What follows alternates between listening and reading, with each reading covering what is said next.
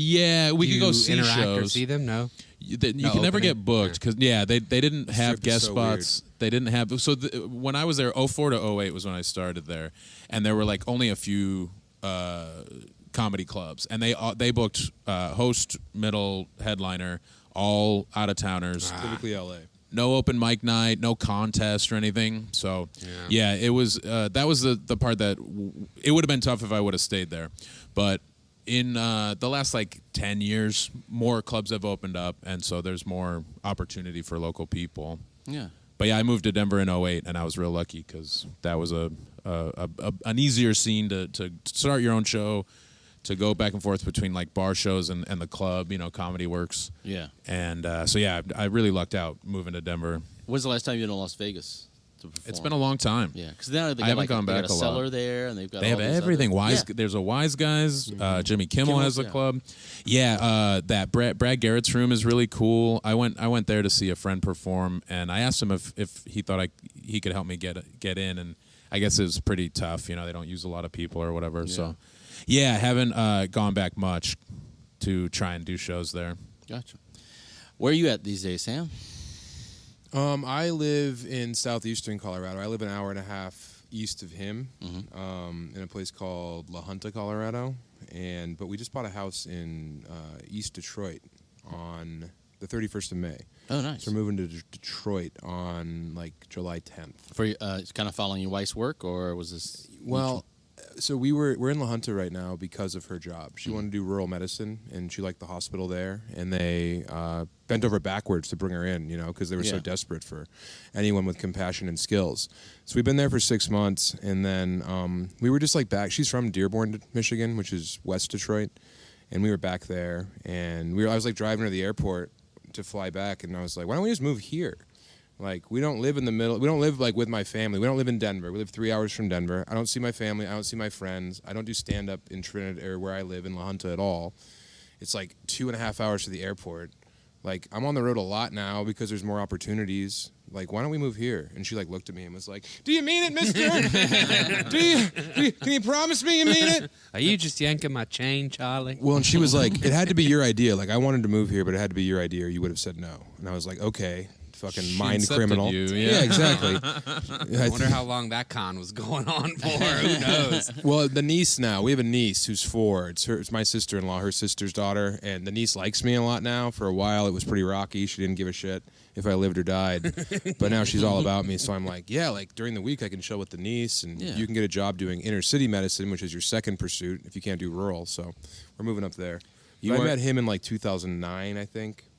Yeah, I moved there in 08. Yeah, and I started doing stand-up hard in 08, so I probably met you right around then. I think it was October of 08.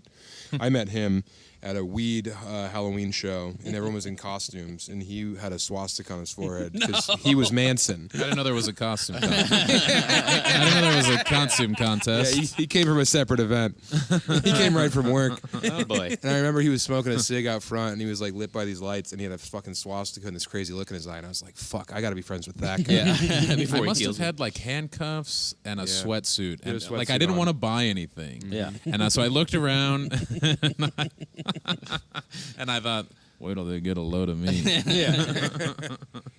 We just watched ourselves do stand-up in 2011. Was that what that was? I think mine is from 11 and yours is from 12. Maybe. Something There's like these that, old clips from this comedy festival called the Laugh Track Comedy Festival in Denver. And I remember his set because he used to do this bit where he would walk out shirtless and hold up his shirt. And he'd say, does this shirt make me look fat? And he did it. I remember he did it. I was on the balcony watching in this theater. And the theater was packed. And it was probably the most amount of people I ever performed for. Or anyway, that he was performing for. And I remember being in the balcony and you can hear my laugh on the video. Just screaming. And you said you were sober as a judge and everything worked out. I think part of your laughing, is that I was pretty drunk. And it was 3 in the afternoon. And I don't know if it was 3 in the afternoon. The sun had not gone down. You don't know except for in your brain. But also, you, I think, might have remembered that it was one of the first times we did a festival and one of the first times that a place had free beer in the green room. Yeah. And so I think we all had a few more than we normally would. Mm-hmm. And it was so gross. I'm almost 8 years sober, so it was so weird to watch me so drunk for the first time in a long time, because it's just like, oh my god, just get to the fucking point. Yeah. You know, Yeah. like everything was a lot slower than But I in that wanted moment- it to be. In that moment, you're killing it. Yeah. I was doing well, He but I was. sounded dumb as fuck. Well, It was like, he's come doing on, like a man. weird like combination too of like Hedberg and Stanhope. You know when you're like early in stand up and you just sound like your heroes. Yeah. Well, I detected that because now he just sounds like himself on stage. But back then, whatever the fuck he was doing was like derivative and strange, but he was crushing. It's weird how you can do well and then look back on yourself and be like, ugh. Yeah. Like, Yeah. I know I'm doing well, but how do they like that? Like, Yeah. Nice to feel like I've advanced like you Right. should. Right. Like I didn't get stuck or whatever. That's what I feel like every time like an open micer brings their own merch. I'm like, buddy, Wow. 3 years, you're going to look back. Sorry, you know? It's like, Yeah. it's not if going you're to be here good. 3 years, Yeah. it's rare that those people stay. Yeah, yeah. Yeah, they all moved to New York right Yeah, away. they're just trying to be famous. They're not. Those are not people who are trying to be stand-ups. So, Selling merch. Yuck. speaking of, you mentioned Hedberg and stand-up. You ever seen that old, it used to be on YouTube, may still be out there. It's a clip, them at a festival, some type of theater, and it's Stanhope's really young. Hedberg is not who he became, and it's almost like a normal dude delivering his jokes. Find it on YouTube. It's I very... think Stanhope has the Santa hat, right? Oh, maybe so. I think I've seen it. Yeah. Yeah, I want to say it's shot from like one angle over here, but yeah, it's kind of mind blowing because I've seen Hedberg like twice live, and just see like, oh, that's just a normal dude doing, which is like and it was like the baby version of his jokes. It wasn't what they are now. I saw him twice dead. Oh, I went to his grave. how's he doing? Was he funny? He looks great. He killed it. Looks like frog legs. Oh no. Mitch Crokin. No. Let's go to a commercial. Yeah, we just saw Doug not too long ago. He came through Yeah. where Sam No, lives. And I we got listened to the spend podcast, some yeah. time. Yeah. Yeah, it was good to see him. We talked about Mitch a little bit because I got to see him on that tour with Lewis Black and David Tell, Tell. yeah. And that was the only time I saw him live. And I had started doing stand-up. So, and I loved him. He was my favorite. Yeah. So I kind of hoped I could meet him, work with him, but he died probably a year after I saw him or whatever. Yeah. It sucked. I got to see him in between the first two albums at the Laugh Stop in Houston, which is where his first album was recorded. Yeah. And I was running. I used to run the website for Ryan Adams, the musician, you know. Yeah. And there was an article where Mitch Hedberg loved Ryan Adams, so like I brought like bootlegs. I had like special bootlegs, and I never got to meet him or whatever. Yeah. And then, but I had like stuff from his website. Like he had these Christmas ornaments, and you can order all kind of shit. I had all kind of merch from him, and then. I remember the night he died was because my wife had LASIK eye surgery. Wait, that's why he died? Yeah. To this day, I'm like, Mitch Hedberg died so you can see better, you know, so you can read a book without glasses, you know. You can drive at night. Yeah. But now she's back in glasses, so all right, there we go. That was weird. Do you want to hear there's a funny Houston thing. You mentioned the Laugh Stop. I saw Ron White a couple weeks ago, and he was telling me that he ran into a young person who has a little bit of power in comedy, like an industry person. And this young woman told Ron White, I think you'd do well in Houston. And Ron White said, yeah, no shit. I've been working in Houston for 35 years. Yeah. I do an arena in Houston. Yeah, good call, Toots. Damn. What? She like watched his set and then stopped him and was like, I think Had you'd do notes. well in Houston. I could probably get you into the improv, you know? It's crazy. Jesus. Yeah, I was dying. That's Just pretty the funny. indignity in his voice. Yeah, no shit. Then he hit her with a tequila bottle. He's sober now. So did you get roped into, was the pressure on you to try to move to Austin? Oh yeah. Yeah. No, I thought I was going to move, and my wife and I had like very serious conversations, apartment hunting. But then she decided that she wanted to do rural medicine. So I think that the move, for me at least in Austin, is to be there once every 3 months, 4 months. Yeah. Like the whole absence makes the heart grow fonder. Yeah, There's enough people creeping out that green room without Yeah. me up in there taking up space, you know? Yeah, I saw the Mothership stories, and like you were there like a week or whatever, and just like, oh, okay, just Yeah. a couple nights, and boom.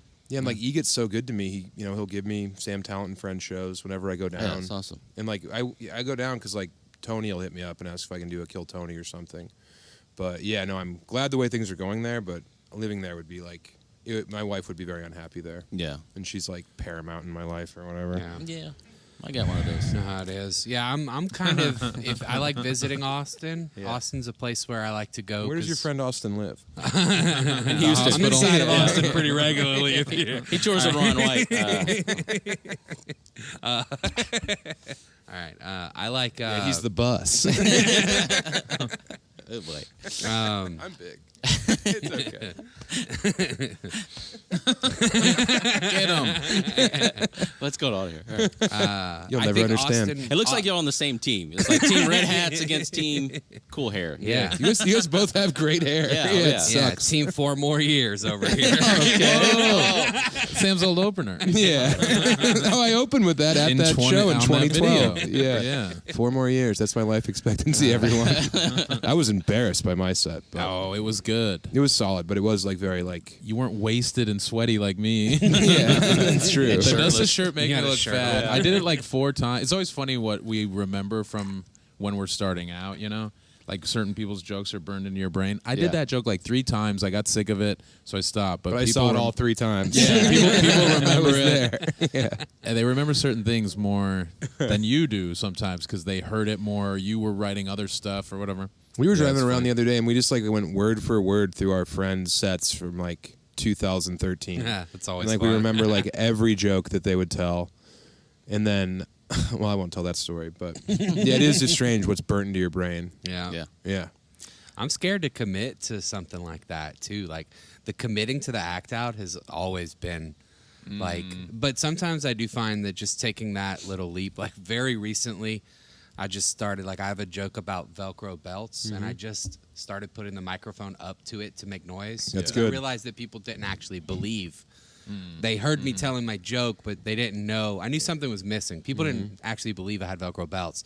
But then when I prove it to them, Yeah. it was game Huge changer pop. for the joke. Huge Yeah, pop for sure. aggravatingly big pop. Yeah, you like, can't it sucks. follow the pop. Yeah, it sucks. we I don't know if where I first heard it. I know Brent Gill will tell comics, but like you have to be careful. If you've been telling a joke for a while, you can't deliver it bored. You can't. Right. You have to tell it the right way, and you because sometimes people will wonder why a set didn't go well, and it's like because you phoned in that whole thing. Like maybe you had one new joke you were excited about, but the rest you're like almost like skipping words because you're sick of it, and it's like Right. that's gonna come across. You know, you got to be careful with that. That's, Pearl Jam doesn't want to play even flow every night. So, Right. You know, but some nights I'm like, fuck, here we go. All right.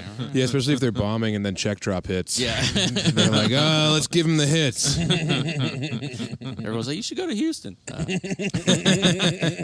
Maybe play Seattle. Yeah. You guys would. I think you guys would sell some shirts in Seattle. Yeah. You guys like cargo shorts? So Sam, the last special, Yeah. Toad's Morale, Oh my goodness, so fun. Thanks, man. beautiful. Bro. Where, was that like? What was the plan in to shoot that? Was it a quick turnaround, or do you decide, or Bro, it was so quick. yeah, Yeah, 'cause it was intentionally quick. it has a good feel. Like I reference it because like when we film shows here or whatever, I love a good handheld shot. Yeah. Like it's the rawness, and that's what the opening was so fucking good. Thanks, man. The people, that was like the big point of contention with people who watched it, where they were like, this handheld thing is like too extreme. And I was like, I always like handheld because the movement of that camera can kind of mime the movement of a head when it laughs. So like having movement in a shot, I think most comedy specials, I think the comedy special as an art form is incredibly tired and dead. Yeah.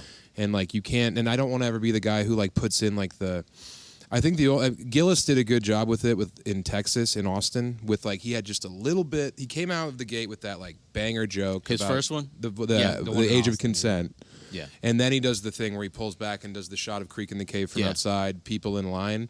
But I think when a special opens and it's like the marquee, it's people buying tickets, it's people being seated, it's that kind of like flared shot of the crowd via the lights. Like that's just so boring, and everyone does it. And I think that it's masturbatory to not just have your jokes in a special.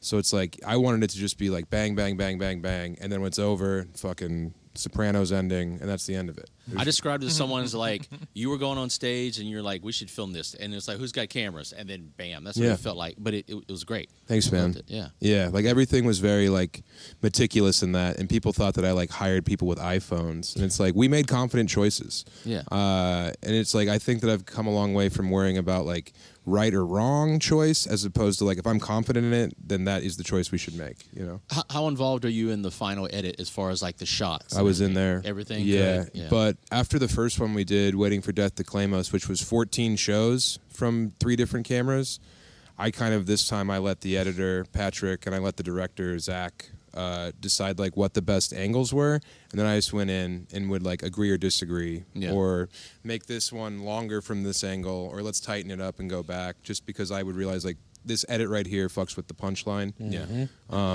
Like let it linger a little bit longer after the laugh, because it looks like we're cutting just because of a laugh. Like all those little things that people do, but I'm really proud of it. And I hear a lot of comics say that like when they go in there and they have to the edit, it messes with the joke. So what messes with the joke? Is it the angle? Is it cutting away? Is it a zoom? Is it just what messes it up for you? I think that a zoom is a really interesting thing to do if you do it very slowly. We didn't do any After Effects in it, but I do think that like if there was a shot that was like the comic and it's just slowly over the course of 3 minutes, slowly zooming in, I think that's an interesting shot. But like we only used one show for that. We did Go Bananas, and I think it was the Late Show Friday.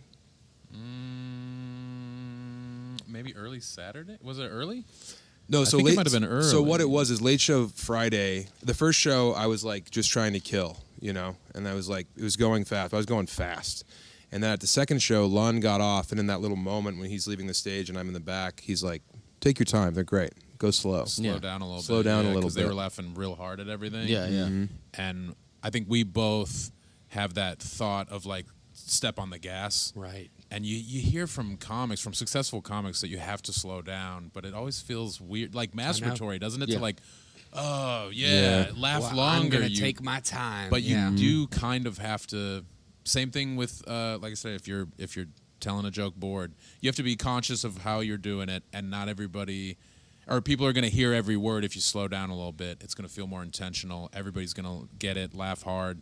You don't want to step on the laugh. Yeah. So you let them like laugh it out and take a breath. Yeah, I'm glad that I thought to say that to you. No, it was. I think about that moment all the time because that was great. And then for the early show Saturday, which is the one we wound up using, you can watch my beard in that special, and it goes down incrementally because we only use one show. Yeah. And I think using one show, if you can do that, is the best way to do it. Because there's all that little shit, like when it cuts back to the comic and like the bottle has been moved, but he didn't move it in his hand. I would always get like caught up on that, and I'd be like, oh, so something didn't go correctly, or they're cutting, like it just like took me out. The word I always use is verisimilitude, and then everyone rolls their eyes. But like, Is that the Asian noodles? yes, that's right. Yeah, it comes in the bowl. You can get the broth on the side and dip in. I'm down. Right. But no, it just means like the making something like have more like reality. And I think that the more reality you can have, and it looks like you're in a comedy club, and it looks like you're in a small room, and yes, there is rocking, and yes, there's the clinking of glasses. Like I think that all that shit makes, because comedy specials are so much worse than live comedy. Yeah. Like we're trying to put out this thing that's like, hey, here's all this shit that I've worked the hardest on over. Your first one's 10 years. That one was, 2 years. Yeah. And it's like, oh, but I'm going to make it look so much worse than the live version. And this whole thing is supposed to entice you to come into the live version. Yeah. And if you're rolling your eyes at this. And I'm then also critical. I was like, the first joke was that Bud Light joke. And it was just like fucking foot on the gas for 3 minutes. Just nonstop, bang, bang, bang. And it's like, if they'll watch this with their truncated, abbreviated fucking attention spans that we're fighting against, then I think I can suck them into watching the rest of it. Yeah. So that was a conscious choice. Yeah, I'm very critical of the way specials come out. Yeah, I me mean, too. it just like I think last year I liked 2 specials. Your special and Nick Mullen's special. Thanks, man. Yeah. I liked Nick's. I think he used film, which was fascinating. It was Did he? it Yeah. looked great. Interesting. I mean, think he his used- special looked like one of the best. And like I think he used like fucking 8K film, or he used 8K, which isn't film, but it looks like film. Like it looks kind of like Taxi Driver. It's very New York, even though he filmed it at Comedy Works. Yeah. And I was going Shots to are film great. at Comedy Works the week before, but we have the same agent, and they were like, maybe don't do Comedy Works because Nick just did his there. So Go Bananas was perfect. But then I put that thing out like 3 weeks later, and then the following, like 2 weeks later, I had to be in Chicago. I had like a weekend in Chicago after the special came out. So I went to the Comedy Fort in Fort Collins like right before Christmas and did like 6 shows, all improvised. Oh, nice. Yeah, So just you going to Chicago with all new stuff? Went to Chicago with all new stuff. Damn. Yeah, all new stuff. And even when I got to Chicago, I might have had 20 minutes from those 6 shows that I had like a little bit of confidence in. But then obviously you improvise more and you tag the stuff. But yeah, I'll give myself a little more time between when it comes out and when I need to have another hour. Jeez. Because that was insane. Yeah. I notice a lot in specials. If you focus on the comic and like the glass and everything, I always focus on the audience and like especially if they get like a bald-headed dude right in the front and then he's not there. He's gone. I know. Where'd he go, bro? I know. But you That's see huge different for me. people and Yeah. you're like, oh, okay, I get it. And then I guess that's why people film like 2 to 4 shows. But did you ever have to do any like stop a joke, redo it, or you kind of just go with the eras or whatever? No, and also at that point I'd hammered the shit out of that. Yeah. That like 45 minutes was pretty much locked in stone. Yeah. So no. The reason I asked, it's made me think. So Matthew Broussard's on the show tonight. Right. I was at his Comedy Central half hour, and at the end they're like, all right, give it up for Matthew Broussard, and they brought him back out and like, we need you to re-say this joke, and he's like, please act like you've never heard it before. I know, that's and he has tough. to I've seen that a redeliver couple it, times. Yeah. But if the crowd's like so excited to be at your taping, or if they have been, if they've gone to a Comedy Central taping, they're totally fine. They know they're being part of television. Yeah. I don't think I would. I would feel cringe to do that at Go Bananas on a Friday. But if they were like at a fucking theater and they understood what it was, but mine was just like a camera in the back and then 2 of my dumb buddies with, well, actually very competent professionals hand holding cameras. Very competent dumb buddies. Yeah. They're the 2 dumbest, but they have an eye for. They have great eye for fucking camera work. So nice. Yeah, if you can just find people who are better at something than you and then trust them. We don't really like trust professionals anymore in any kind of like avenue in this modern age. And I think how many people call themselves filmmakers or producers? Right. Like you can lie and you can half-ass it. So 100%. But if you do, like you grew up with both those guys. So I've known both those kids. One of them they were since full of Montessori and one since 3rd grade. Yeah. And they both did my first special, and I was like, hey. And I did that whole thing for like, I think after editing, I think it was like less than $15K. Damn. Yeah. So let's talk about the book. I Love You. Oh. Do you want to talk about the book? No, well, I was going to follow up to the book. Yeah, and no, say I mean what's that's going sweet, on now. but I feel like I've talked about the book so I know much, you talked and I assume these people probably have heard me talk about the book. I'm not They trying to left be rude. as soon as he said book, they all left. Yeah. Well, I'm talking about like the follow up. So that was it existed. It Running was the great. Light. It's still available. I'm Yes. very proud of it, but I don't want to bore anyone. I wasn't going, No, but sorry. I was getting to what are you working on now? So two different novels I'm working on. One's about a hitman in Paris, and the other one's about like if I never left my small town and experienced like tragic heartbreak earlier in my life. And I'm kind of more fired up about the hitman book. It's more fun to write, but the other one is like more near and dear to me, I guess. And then I want to write another book about a hardcore wrestler. Oh, A hardcore guy who hurts himself here and like has his last grasp. Lafayette? It could be Lafayette. It's probably fucking Iberville. You know? He's probably working like a hot sauce fucking rodeo down there. He slipped on Buddha. And then, Yeah. But he has to go to Japan to do more deathmatch. Yeah. Nice. And then he falls in love with sumo. A white luchador, clearly. Yeah, exactly. Yeah, Oh, I exactly. love this. Yeah, This yeah. is great. Because I just feel like if I write a book about Paris, I have to like go to Paris for 3 months to get it down. Oh, damn. I know. And if I write a book about Tokyo, I'm gonna have to go live in Sumo City for a little while. Man. Yeah. So no more book talk. No, I'm sorry, dude. People have commented on stuff and been like, "Oh, he's talking about his book again." Yeah. Well, we only Great. have 83 listeners, and they Yeah. probably don't I know who wasn't- you are. I That's fair. That's fair. I wasn't going to focus on it. I was going to the next part. But Yeah, I yeah. did. So Billy Ray Schaefer was a comic who had it all. Billy Ray just read it, Schaefer yeah. stepped off the plane in Amarillo, Texas, with $2,200 stuck down the leg of his ostrich string cowboy boot. That's the opening sentence. Oh, man. Yeah. all right, where was I going after this? Because I got messed up.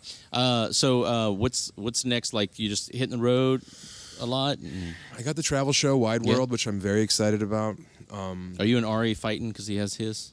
I mean, he's doing just like a travel memoir Yeah. for an Yeah. hour, Yeah. and I'm like going to the place and Nice. walking around and sweating. Are you doing anything while you're in New Orleans?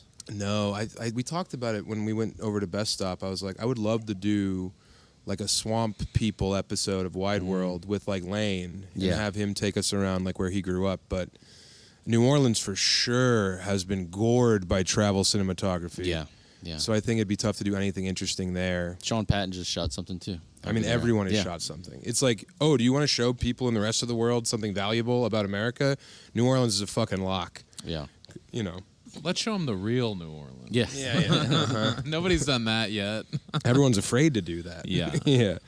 No, What, are we going to have Andrew Polk be our tour guide through the fucking 9th Ward? No way. Just show you places where they have vegan pizza. He's like, Yeah, I can't have it. There's gluten. my tummy. Yeah. Sorry, Andrew. We ate Mexican a couple of weeks ago together. Yeah, so. he sends his love. Yeah, same thing. Yeah, no, the travel show's exciting. Wide World, it's on YouTube. And then like right now there's like this like confluence of like potential opportunities that I'm very excited about, but I don't want to speak anything to them because they probably won't happen, and then I'll feel like a fool. And then it'll be our fault. Yeah. No, it'll be Sam's dying down here. it's your fault, Squiggy. All right, you put that juju on me. That gree-gree. You know about the That's it. gree-gree? I do know about It's it. spelled I'm from Grizz here. Grizz. Yeah. So that's y'all's gree-gree? Yeah, we call it. That's like Obamacare. No. Sorry, this got a little racist. he's trying down there. But we're on the road. I mean, Yeah. the road's important. I have momentum. People are coming to the shows. I Yeah. get to bring Lund with me. The podcast, Chubby Behemoth, is like doing well. Like, there's a lot of things paying off right now, and it feels good. It's inspiring Congrats. to me because as I'm a comic who looks at what you do as the goal. Oh, that's sweet. I man. look at what you do as like, oh, he didn't have to go to LA Yeah. or New York or feel pressure to go to Austin Yeah. or anything like that. He got to just work hard, and you gotta do it. You gotta get out there. You do. But But, there's like, a path, right? Stand up was always the juice for me. Everything else seemed like a waste of fucking time, I'm the same way. which was wrong. Like, I think we do need to worry about web No. content. We do need to worry about building our YouTubes and like all your social media. But all that shit's like stupid to me because I'd rather just like create cool things with. I mean, big on collaborating right now. I never collaborated before, but now with like Wide World and Chubby Behemoth, like, and we'll see a couple other things. Like, I'm really stoked on learning how to do things in groups of people Yeah. Oh, that's cool. because I want to learn how to make a movie and I want to learn how to make You television. can't do that by yourself. Really can't. Right. Yeah. You have to trust people who know their whole thing isn't stand up, it's film. Right. And then depend on the same people too, which is Trust Right. them. Yeah. But you work together. You You have don't. a similar aesthetic, hopefully. Yeah. Yeah. Would you have stuck out stand-up had you known that you were going to have to become a social media expert, a video editor? Would that have, if they were like, hey, you're also going to have to do all this to be successful? Well, everyone told me that, and then From the beginning? I kept Oh, you no, just- I just kept doing it. So I think the answer to your question, yes, okay, interesting. for sure. Yeah. I do think that some people probably are just like, man, I didn't want to have to do this, And we kind of just recently begrudgingly started building different socials, Right. And because it almost felt fruitless for a while, but then even like the smallest little bit of gains are like, all right, I see it now. Yeah. For me, I focus on the business too much, like Lafayette Comedy, bringing in shows, all these shows, and it was like my stuff was always on the side, and now Right. it's like once me and Tyler started, especially with this, it's like, it's like Yeah. great, cool. I get to focus on stuff. I tend to take more out of town shows, but now I'm like, you got the little extra stuff, Well, I told him in the car though. I was like, "Yeah, Jason rules," and like he's one of those dudes in the scene. Like the scene would not exist if it weren't for you. Like there wouldn't be shows here. So like as a comic who is on the road, like I'm super grateful for guys like you who have been selfless in that way of being like, I'm going to worry about my show, about Lafayette Comedy, and then you figure it out. You make connections. Obviously, it's not Yeah. completely completely altruistic. You line your pockets. Yeah, one day you'll be funny, so Yeah, that'll be good too. Joe Crokin. All right. Well, I appreciate that. Yeah. That's Well, I mean, that was the goal. It's not yeah. insincere. It's the truth. Yeah, No matter. yeah, I 100%. appreciate it, and it's good when I love it when it's recognized because Yeah. I mean that was kind of the goal. Just to really when I started doing all this, bringing in I knew I had to bring in big comedians in order to Hey, come on now. All right, husky comedians. just because I'm your number one guy doesn't mean you always got to take shots at me, man. Take insulin shots at him. Should maybe do that Ozempic pocket shots. All right. Okay. He's on his phone. He's stoned. No, but I knew it in order to grow the scene, not just to get people to come to the local shows to say, hey, we got a local show, but also to like recruit comedians. And so it's kind of like, it's just juggled. This hand feeds this hand, and then now we're to a point where it's like, great, now I can kind of step back a little bit and not have to worry about trying to have a show every weekend and all that. So. Well, I told Polk this morning, I was like, it's just so interesting because Andrew Polk is one of the funniest people alive. Yeah, one of the first people I met in comedy, and I take it like I've always got along with him. Yeah. And it's because you're funny. And some people just don't get along with certain people. I love him to death. Always well, he doesn't make it easy. He's pure evil. Yeah. He's a wicked, foul imp. Yeah. But it's just so weird. Like Louisiana and the Gulf states in particular, like there's not a club at all. Like maybe Stardome kind of counts, and that's really far away from here. Yeah, that's a good chunk away. We just did, and it's not even a brick and mortar club because now they're kind of moving. But there's like 2 new clubs that popped up in Florida, Panama City and Pensacola. So we just did one, which now they're moving. Another one's in Panama City. There's a guy who's like me doing some other things, but that's it. There's no real. Yeah, Houston's the closest. That's my favorite spot. I like Secret Group Riot. Yeah. So Houston and Austin has been my focus, hitting both of them and just keeping them in rotation, and then we'll pop over here. But it's really hard because to go to a real club, it's 3.5 hours away, and then or 5.5 hours. Right. And there's no true clubs here. There's no carrot dangling in front of you guys. Yeah. So just the road, right. and a Buc-ee's at the halfway point. It does let us, in my opinion, though, focus on the stand-up. Sure. Like, I'm not in a rush. I don't feel pressure to become famous. I just want to be the best me I can be at stand-up. Our buddy Andrew Orvidal wrote a thing for his blog years ago that said, "You've already made it." And I go back to it all the time. I'll probably share it as part of like it's my 20-year thing, and this is some stuff that I've kept with me. I gotta buy some streamers, man. 20 years? I gotta be ringside for you. He said, like, you get caught up in comparing yourself to the greatest to ever do it, or the most successful person from where you're from, or the most successful person whose style is like yours, but it's such a waste of time and energy. You really kind of have to take what you can get, know that it's not all like completely fair meritocracy. Definitely. Yeah, and it's not the destination, it's the journey, because goddamn, you've run into these comics who seem miserable because they only want the end. Yeah. But I think it's crazy that people still act like that everybody gets happy when they get paid, because we hear all the time about how unhappy those people were. Yeah. They made it to the top and then they killed themselves. And so you do have to have that passion and get so much out of it just from being on stage. If you like performing, then everything else, is just worth it. Like, I hate being on these fucking planes, but I love performing. Yeah. I hate driving 3 hours to get on a plane, but I love performing. 100%. I hate being away from my wife, but I love hanging out with Sam and doing this.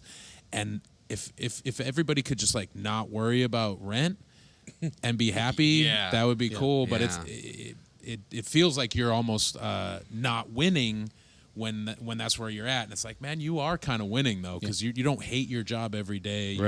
You're not always trying to figure out how you can get a better job or whatever, or feel stuck, ideally for very long, because you have that good set and you're like, I'm funny, so I should keep doing this, and that's all that I can control.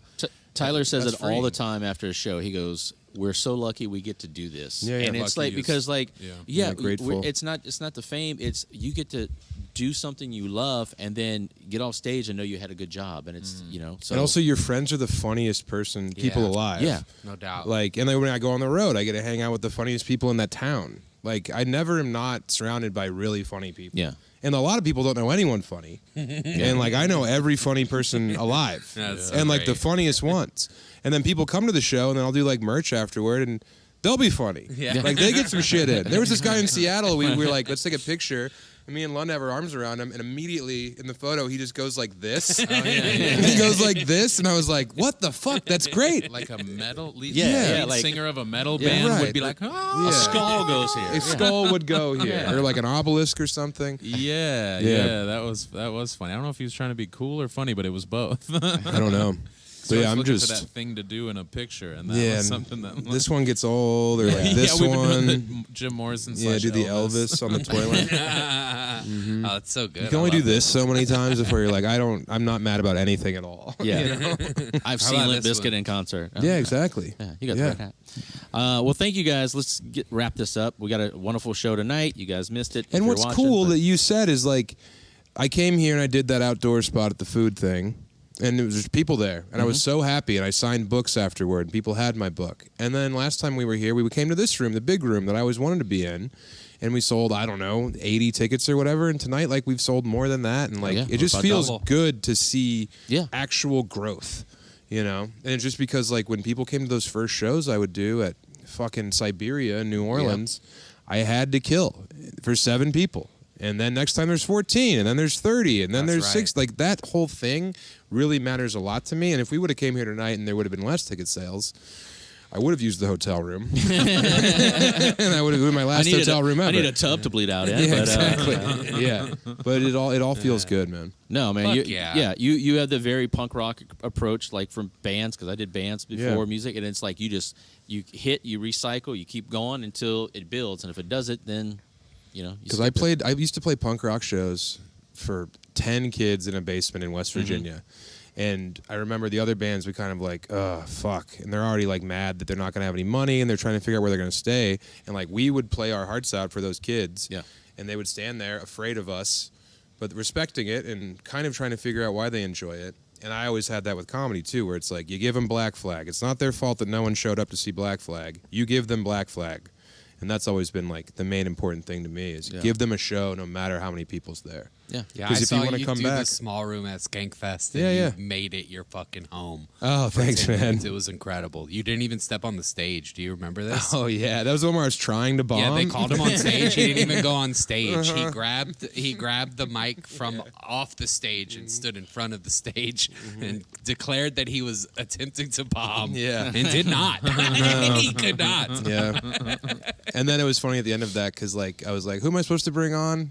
It's Nick Mullen, right? And everyone was like, oh. Yeah, no. But it wasn't. It was Toby McMullen. So I felt bad about what I did to Toby. Not only did I crush from the floor, I told everyone Nick Mullen was coming Who's out. up next? Rodney Dangerfield? Yeah. No respect. Yeah. That's like when on the Bert Kreischer tour, Cypher Sounds brought out. He's like, Nick coming out. It's fucking Tom Segura, Right, it was Shane. and Shane Torres comes out. He's like, fuck you, you know. I'm like, mwah, beautiful. Yeah. Yeah. All right, well, let's wrap this up. Tell us where we can find y'all and all that. Chubby Behemoth, man. Chubby Behemoth podcast. It's on all the podcast stuff. If you watch this and you're like, I'm interested in these people, just subscribe to my YouTube. It's a very nice thing you can do because we're putting out Wide World, my travel show, and Lund's in it. And I'm really proud of it. And then Yeah, there should be samtalent.com. another episode soon. New episode soon. Oh, yeah. Awesome. Yeah, I'll link it all in the notes. All Thank right. you guys so much. Oh, Yeah, thanks for appreciate having it. us, man. Hell I yeah. like these kind of pods where you're allowed to just like be sincere, Yeah. you know, because I'm a very earnest person. And when I get on a comedy podcast and they ask serious questions and they expect me to like answer silly, Yeah. I hate it. So this is nice that we were just able to speak like people. And Yeah, we were yeah. funny naturally. Yeah. Go. Comics. All right, Jesus. Is that the end? That's it. It is now. All right. Comics. Wow. Wait, Someone's I Joe gave you Rogan guys- here. Norman. All right. Comics. I gave you guys a very nice button. And then Yeah. comics. Yeah. Fucking chubby Tourette's over here. All right, we're leaving.